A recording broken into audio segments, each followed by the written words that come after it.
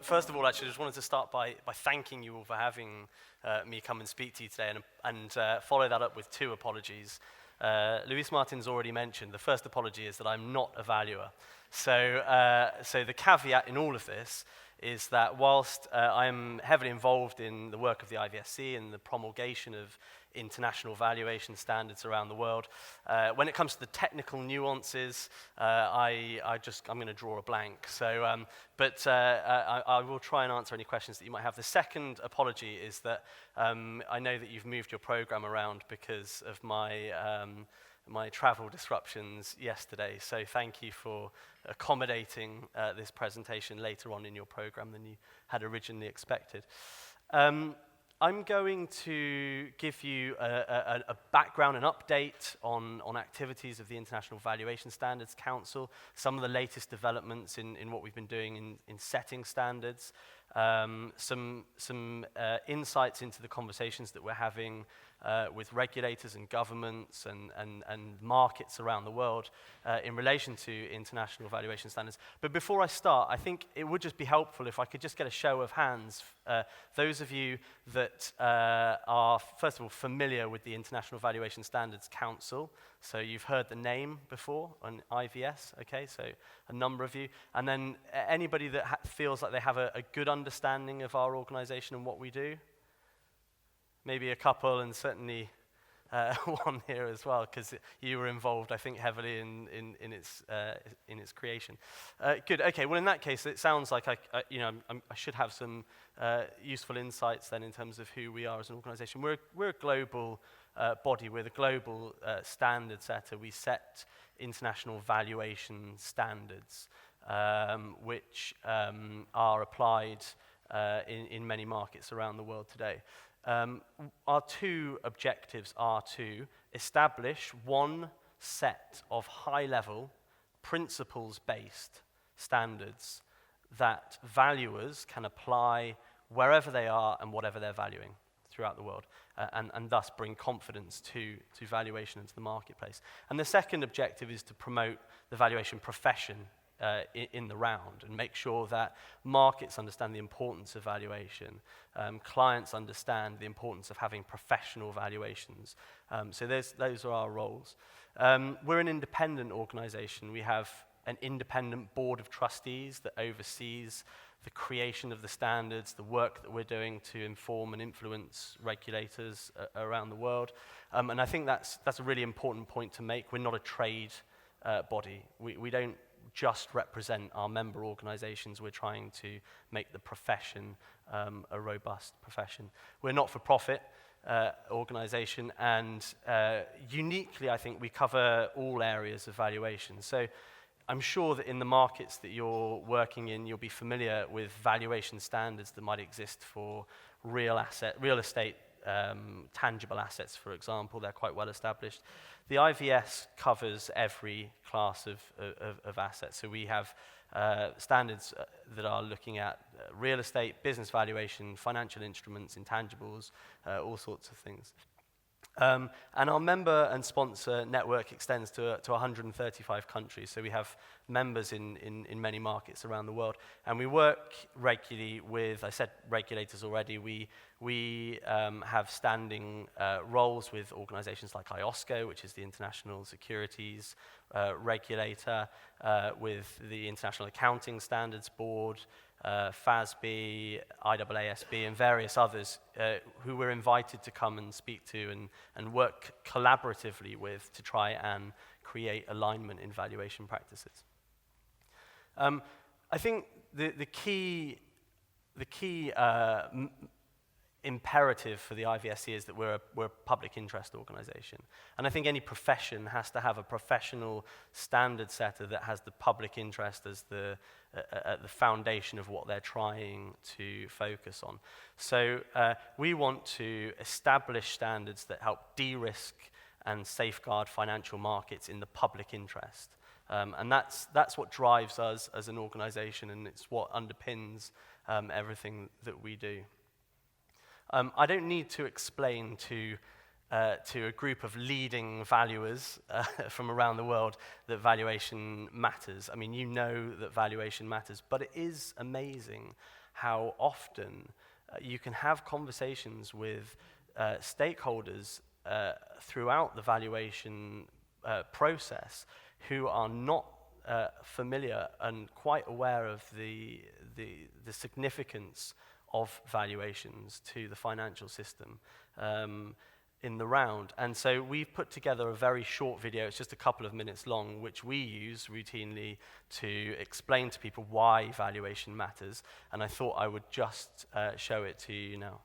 Okay, so that's just a short video, and apologies that it was a bit jittery. I hope you haven't got dizzy watching it. But essentially, we use that to explain to people, actually, when we talk to people about valuation, quite often, depending on who you're speaking to, sometimes they think it might be a wet finger in the air in terms of arriving at a valuation for an asset. Actually, what we're saying is the significance and magnitude of that valuation process has a huge bearing on the whole financial system.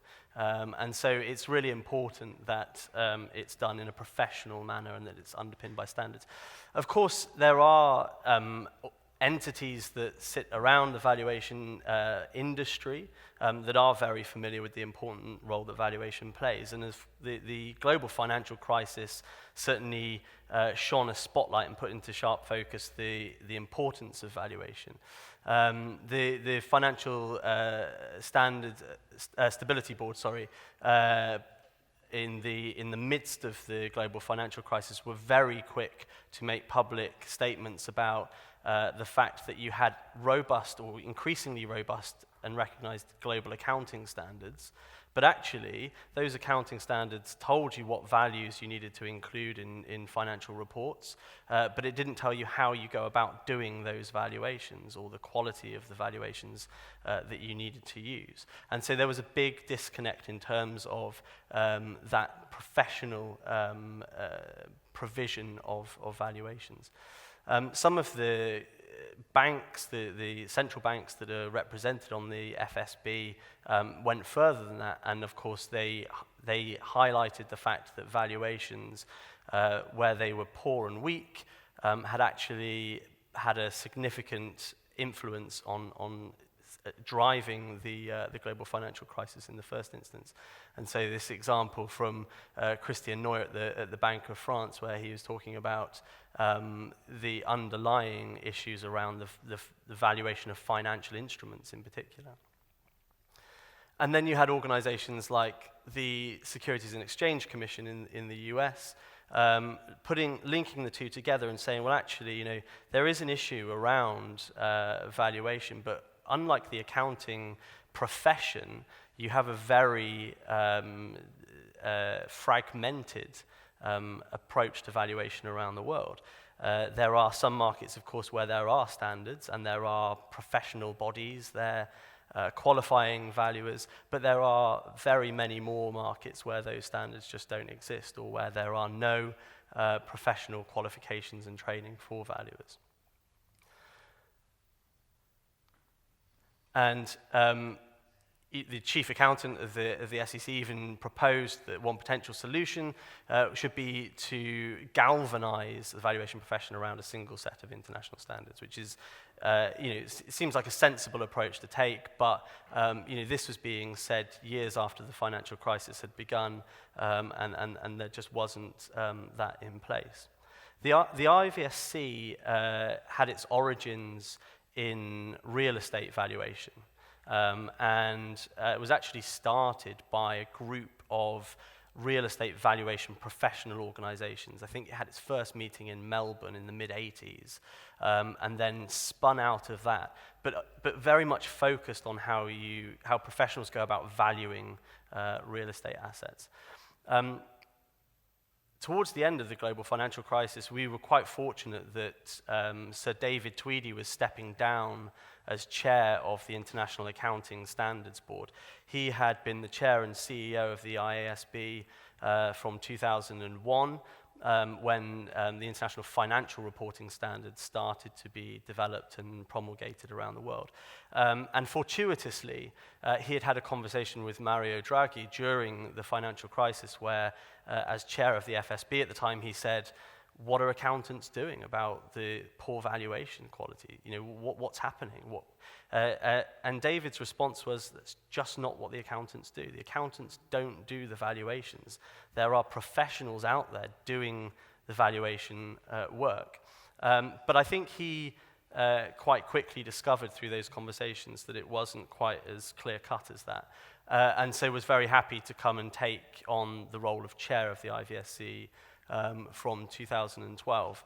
And I think it's fair to say that the evolution of the organization has been driven in large part by David's influence and experience with the International Accounting Standards Board.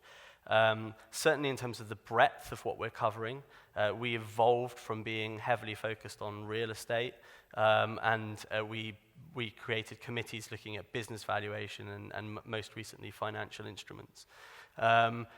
And also in terms of the focus, David was adamant that we weren't writing standards for the sake of writing standards unless they were adopted and used, and unless regulators saw the value in them, then it was a futile endeavor. But the case for having international standards for IFRS in accounting and for IVS in valuation is well rehearsed, and especially in financial markets. We know that a third of global transactions are cross-border today, and that's a figure that's likely to keep growing.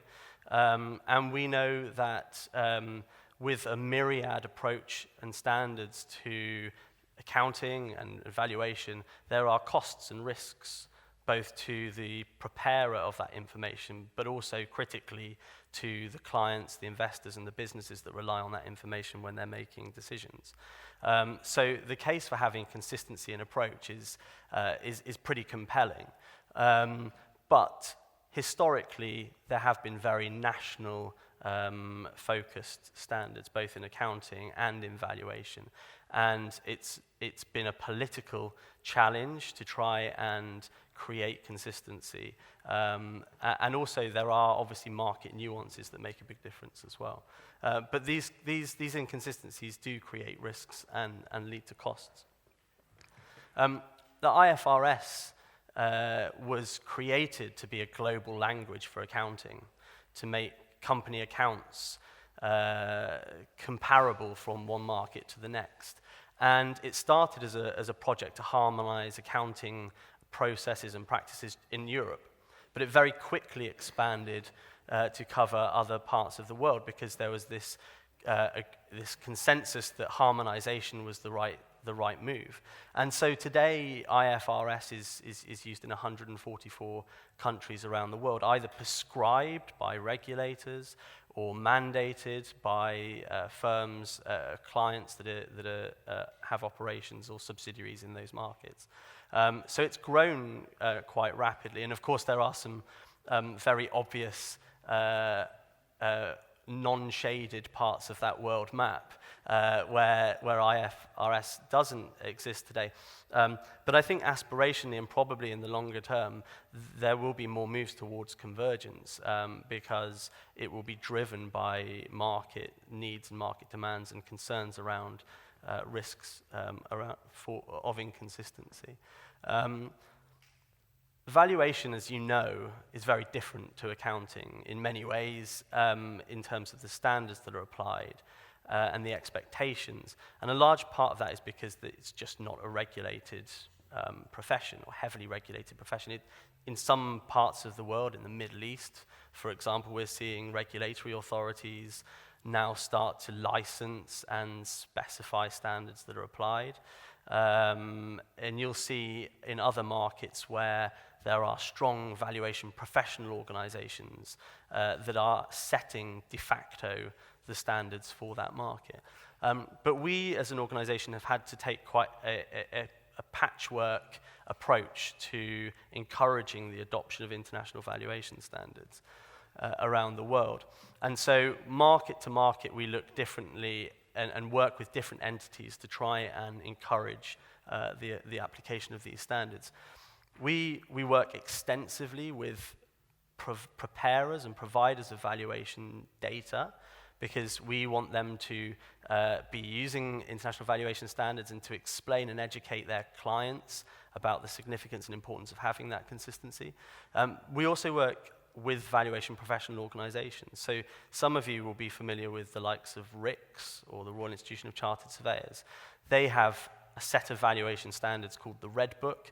Actually, what the Red Book is, it's the IVS, inserted page for page, word for word, and then some additional requirements that they have on their professionals around what it means to be a professional, what ethics you need to provide.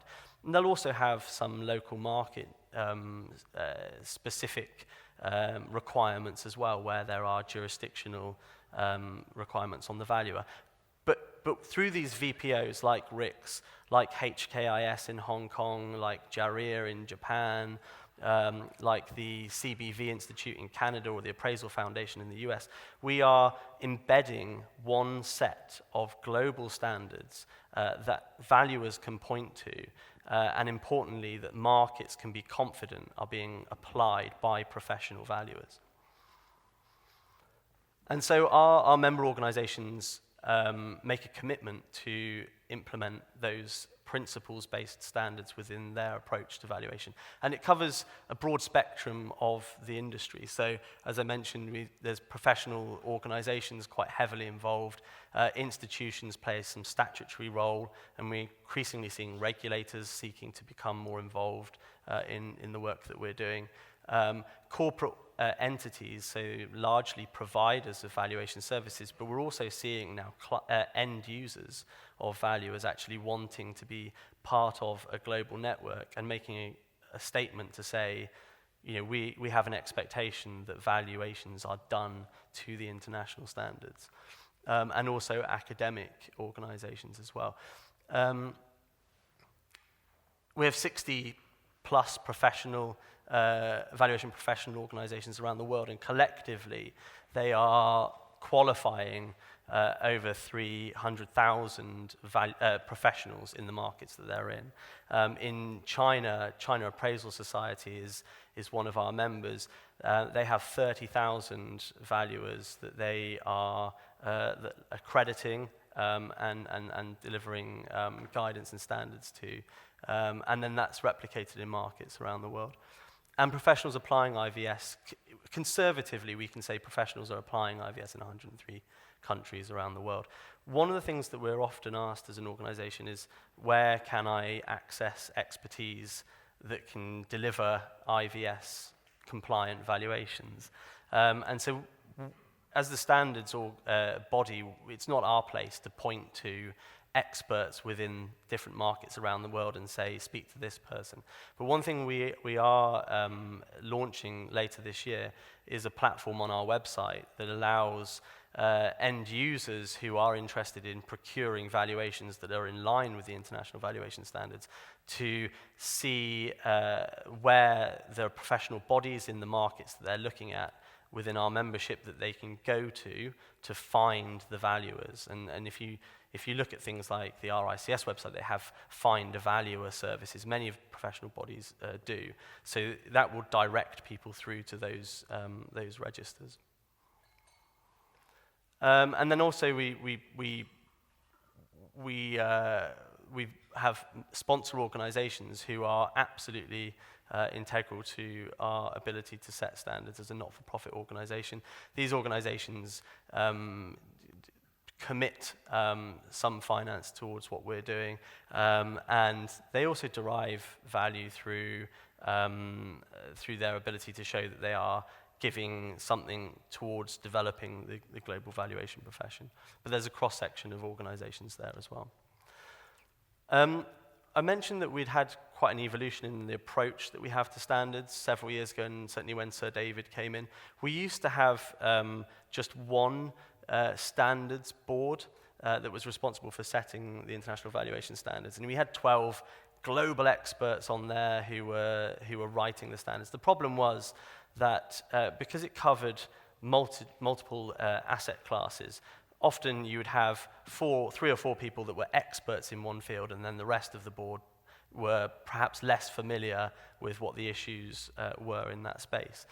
So we've broadened that to have now 3 technical standards boards, and these boards are tasked with the responsibility of holding the pen on drafting the international standards. Earlier this year, we launched the Financial Instruments Standards Board, and that's been quite significant because it's brought global banks into the deliberations that the standards boards are having. So that's been quite a significant development.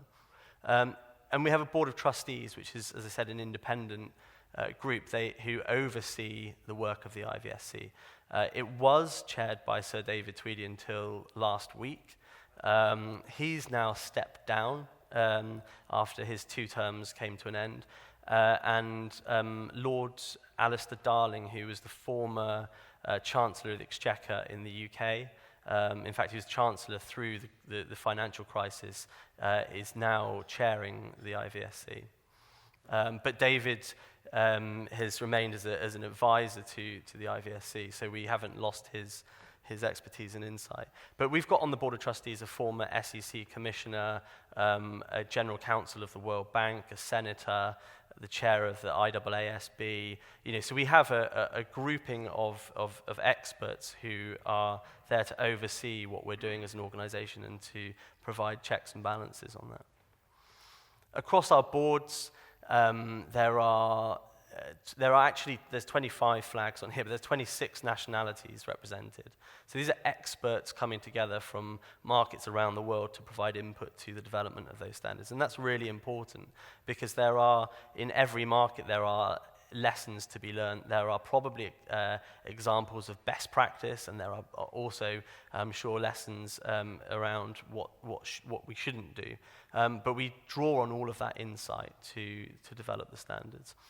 And for each of the technical boards, just to give you an example of some of the areas that they look at when they're drafting the standards, so the Intangible Assets Board, of course, looks at real estate, but it looks at equipment, plant and machinery, development, property, and a whole host of other things as they're working through the development of the international standards.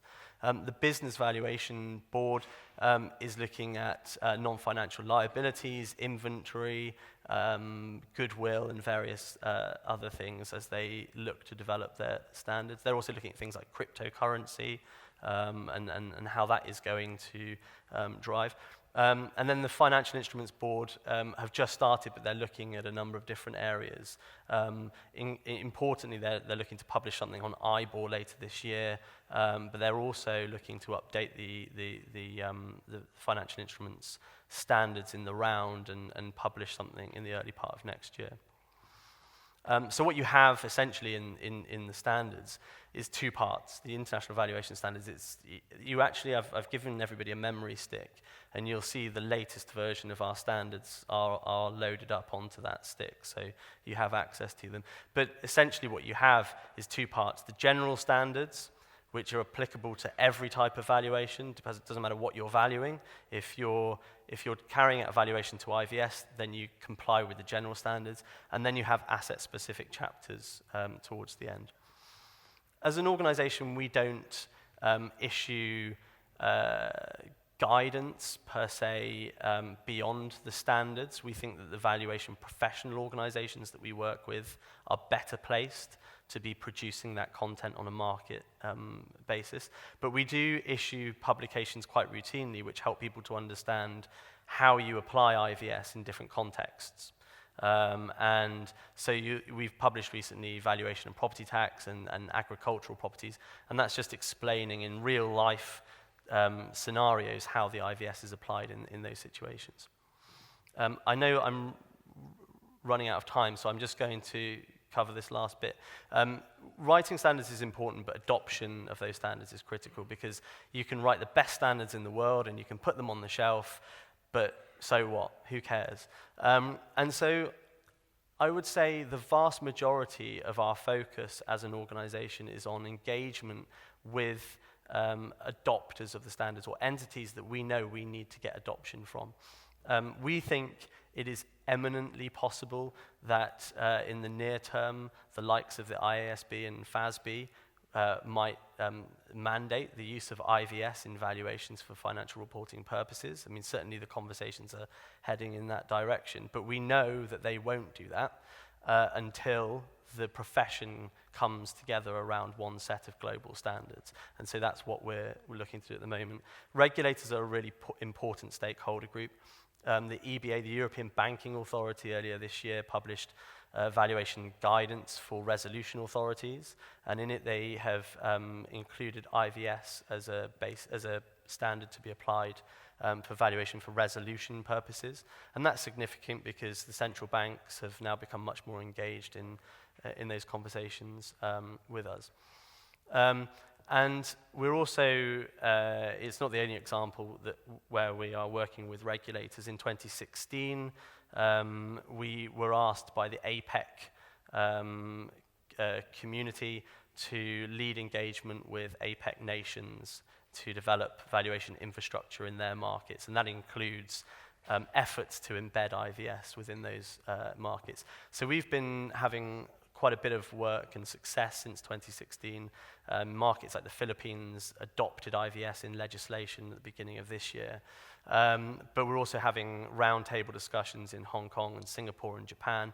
And in Hong Kong, interestingly, there's a really strong desire for business valuation profession to become much more front and center in the minds of the marketplace in Hong Kong. And so we are working with the authorities there, including the FRC and others, to look at creating a business valuation certification that would say this business valuer is trained and equipped to provide business valuations in this market. Singapore is another market that's being much more at the forefront of developments around the profession. And you've seen there recently the government announcing partnerships with the local valuation bodies to create and embed IVS, and also entities like the Stock Exchange in Singapore, including IVS in part of their checklist around IPOs. And we also we recognize that the firms that are part of our membership have a big role to play in educating the marketplace on the importance of valuation. We go out and we do it time and time again, but we're not as well known in many markets around the world as the organizations that are part of our membership. So we are increasingly looking at ways to provide tools to support those organizations to go out and tell their clients and the rest of the world why it's so important to have this professionalism and consistent standards. And these are just some of the examples of organizations that we've worked with recently to develop collateral and materials, interviews with the leadership. Earlier this year, Deloitte announced that they were adopting IVS across their entire business, so that they would have one approach to valuation. And you can see that they're leveraging that quite a lot in the conversations that they're having in the marketplace with the clients that they're working with. We've been working with them to help develop collateral materials that can support that as well. And I recognize that likes of Deloitte and KPMG are competitors to your group of organizations, but I think it is important just to highlight that they are starting to be quite exercised around this this desire to explain to their clients and prospective clients that they have the ability to follow one set of standards wherever they are in the world. Data providers like MSCI are another one, but this is what we're striving for ultimately, and this is an example of how adoption efforts have really played out across the board. So we ultimately want clients to recognize the need for this. And Norges, probably if not the biggest sovereign wealth fund in the world, have now written into their policies that they have to have assets within their investment portfolios valued in compliance with the international valuation standards. Great, that's exactly what we need to see happen. Then you've got data providers that provide contextual information on valuations of assets to those investors, like MSCI, who have adopted IVS and are now providing insights based on those standards. And then you have VPOs like Hong Kong Surveyors, Institute of Surveyors, who are training and qualifying their professionals to comply with those standards. So you have, if you like, a complete process in terms of that adoption. I have 2 more slides, and then I will wrap up. The Financial Instruments Board, as I said, launched earlier this year, and it's been a significant development for the IVSC because it's meant that a number of institutions have really woken up and taken things more seriously. Our FI board is chaired by HSBC's chief accountant, Gavin Francis, but we have the heads of valuation on there from Bank America and Credit Suisse and others. And these logos here are organizations that are involved in our FI group or the working groups that are supporting that board. They're looking at where there are issues around valuation for financial instruments. They're feeding in their input, and there's certainly an expectation that once the standards have been consulted on publicly and agreed, that these entities will look at ways to make sure that they're instituted. So it has been a significant development and certainly one which has moved things on for us. I mentioned that Alistair Darling has come in as chair. I think those 2 things are quite synergistic. The greater involvement with the banks and the FI focus, and Alistair's experience of managing financial crises through the global financial crisis. So he's come in as chair and is very determined to keep progressing the work that David had been doing. This is the last slide. Finally, just an idea of some of the things that the boards are looking at the moment. So these are our technical boards, and you'll see that they issue agenda consultations on a regular basis to help get an insight into what they should be looking at. The BV board are expecting to publish something on inventory in the early part of next year. They're publishing a series of papers looking at whether or not goodwill is a wasting asset in the context of discussions that are being had by FASB and others. And there's some quite compelling perspectives from a valuation standpoint around goodwill. If you haven't read those papers, I would encourage you to have a look at them. We publish them on LinkedIn as well. But I'll just leave it on that slide, and I'll bring things to a close because I know we're running out of time. But I'm very happy to answer any questions or make any comments if anybody has anything that they want to ask. Yes, on your question, I noticed that one of the papers is goodwill a wasting asset, which you just referred to. Is that paper out? And it is, yeah. It's a 3-part series. Could you summarize the position on that? In summary, in the time that we've got, goodwill is not a wasting asset. But the paper,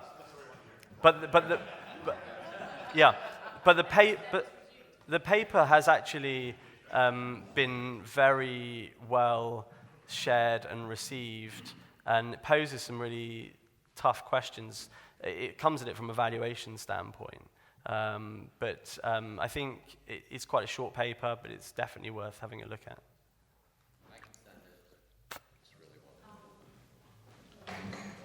First of all, thank you. Thank you. As far as I was going to ask you how to get some of those papers. You mentioned a valuation handbook. The EBA handbook, they've published that on their website. So you just need to go to the European Banking Authority website, and they've published it and sent it to central banks and resolution authorities across Europe. Well, first of all, thank you very much. Fantastic presentation. Yeah.